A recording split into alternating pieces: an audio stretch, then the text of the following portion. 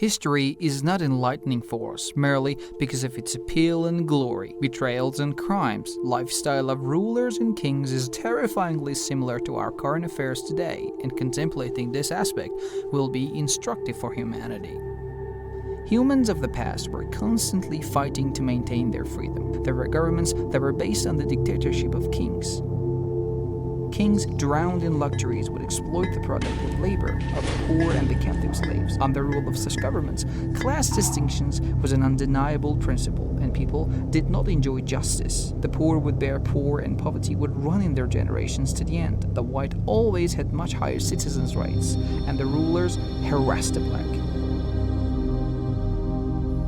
Kings who slothfully wouldn't lift a finger and instead of attending state affairs would lie down on their luxurious beds, eat and drink, and were amused by their dancers and singers, and their slaves were bound to obey them round the clock. Those kings would only use pen and ink well when they wanted to pass a person's sentence. They would twirl their pens menacingly like sharp swords and would sign sentences that would not even occur to devil. The society was empty of justice. As a result, many innocents were sentenced to harsh deaths or were imprisoned for life in prisons of forgetfulness out of the king's injustice. Whatever the kings believed in was right, and other beliefs were wrong. Moreover, opinionated kings and queens would vote based on their selfish judgments. People would get fed up with the king's tyranny in revolt against the oppressive government. Catastrophic fall of human lives into the depth of darkness and chaos is the biggest tale that happened to people. During wars, kings would loot and destroy settled cities, damage temples, and slaughter people in alleys.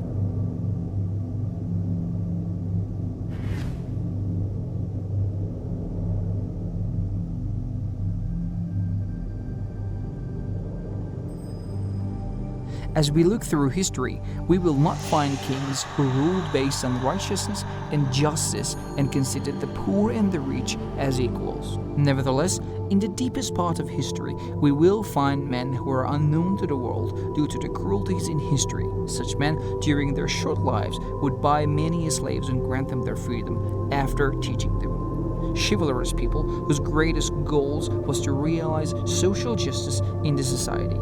They would take advantage of any opportunity to spread the healing rules of Islam. Yes, rules of Islam. بابا اسلام دینش زندگی بخشیدن، حیات بخشیدن، دین زیبایی، از سخت‌ترین و زشت‌ترین چیزها زیبایی بیرون میکشه. It is a pity that the cruel, wealthy people considered the rule of those men as an obstacle to their profiteering and stopped at nothing to put them away. The first Muslim man after the Prophet of Islam was Ali ibn Abi Talib, who willingly accepted Islam and put in a great deal of effort for it. The Prophet, in the final year of his blessed life, in the historic day of Ghadir Qum, announced Ali ibn Abi Talib as his successor before thousands of people. It is a pity that after the Prophet's death, this oath was forgotten. After passing many years, the oath-breaking people realized that only Ali, peace be upon him, could free them of the tyranny of the rulers.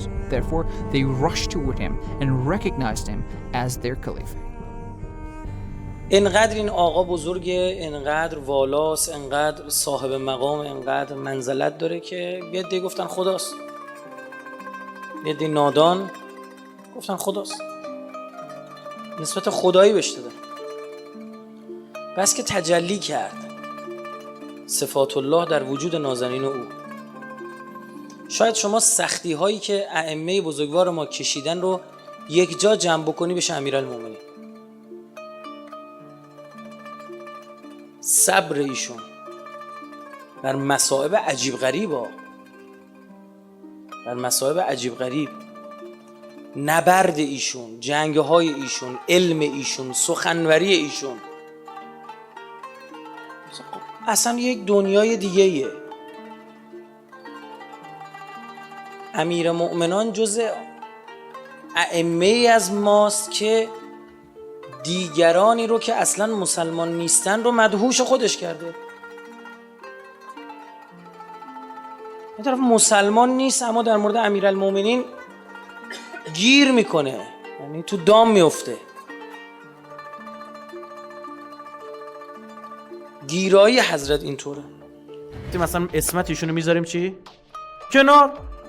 آقا میخوایم رئالیستی بحث کنیم، واقع گرایانه بحث بکنیم، بسم الله، برید بگردید یه دونه پادشاه اینجوری بیارید که در سطح پایین ترین آدم جامعه زندگی کنه، انقدر رو خاک بشینه که اسمشو بزنن ابو تراب و عدالت رو جوری اجرا کنه که برادر نابینای خودش وقتی میخواد بره 4 قرون بیشتر پول بگیره آتیش به دستش نزدیک کنه، هیچ کس یعنی هیچ ذره تفاوت نداشته باشه. سیاه سفید. از امیرالمومنین بهتر کجا میخوای بری گیر بیاری؟ به قرآن اصلا تشیع و اسلام بذار کنار، شما یه دونه پادشاه برای من پیدا کن در طول تاریخ اینجوری عدالت رو در دنیا ساری و جاری کرده باشه، عمرن نمیتونی پیدا بکنی. از مصر تا ترکمنستان تا سند، پاکستان، مرز هند زیر نظرش بوده، پر ارزن از دهن مورچه نمیگرفته، بیت المال مساوی تقسیم میکرده، شکاف طبقاتی رو از بین برده بوده، تازه درگیر 3 تا جنگ داخلی بوده، بعد میگه تو اون محدوده حکومتی من کسی دیگه نیست گشنه بخوابه. عصا هم ننداخته اجدها کنه، از موجودات فضایی هم کمک نگرفته، سیرش هم دم دسته، بسم الله برید انجام بدید. هنوز که هنوز ابعار علی یعنی چاب‌های علی ابن ابی طالب تو مدینه آب داره میده، بخش از آب مدینه رو چاهی که امیرالمومنین به دستش کنده دادن بعد 1400 سال. 25 سال خدمات اجتماعی، کیسه میذاش رو دوشش میکشید میبرد در این خونه بدبخت بیچاره. پیامبر فرمود اگر تمام گیاهان قلم شوند و دریاها مرکب شوند و اجنه نویسنده شوند و انس و بشر حسابگر حساب کنن، شروع کنه شمردن، فضائل علی ابن ابی طالب قابل شمارش نیست. History is a medium for the future generations to be enlightened, and its lessons will be the salvation of the societies. Islamic communities are awaiting the last person of this just serving family based on lessons of history, a promised savior from the descendants of Imam Ali, peace be upon him, to come and fill the world with justice, kindness, and pleasance, and deliver the world from the oppression of cruel rulers.